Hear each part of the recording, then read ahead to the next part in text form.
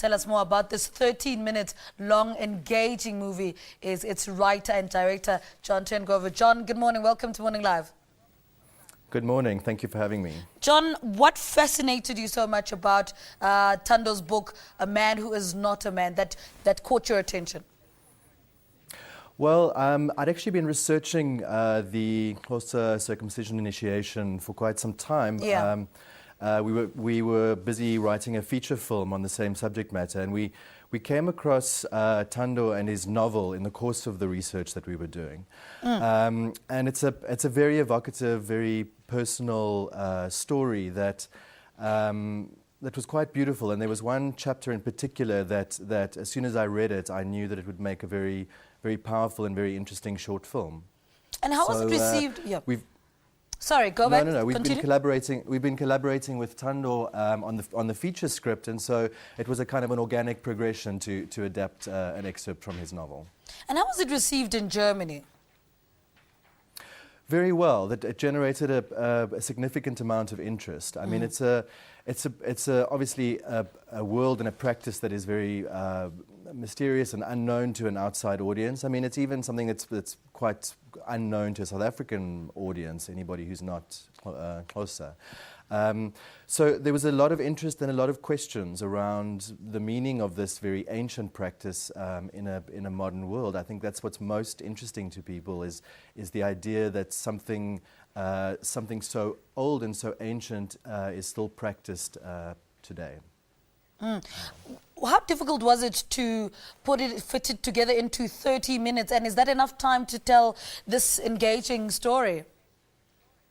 Well, no, we didn't try and tell a large story. I mean, basically, in the narrative or in the short film, there's a character who's abandoned during the course of his initiation, and the reason for that is not entirely evident, but it's insinuated that it's because the character is gay. And so what the film does is it portrays the growing sense of anxiety and panic that rises up in the initiate in his abandonment. Yeah. And that's really the issue that the film is concerned with, and also the feature film that we are developing is the experiences of gay men within this initiation.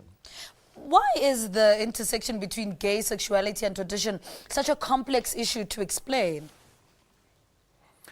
Well, I don't know how complex it is, but it's certainly something that there seems to be a lot of silence around. And I think if you look at what's happening today, the draconian laws being passed in Uganda and Nigeria, there seems to be a kind of widely held perception that homosexuality is something that is un-African.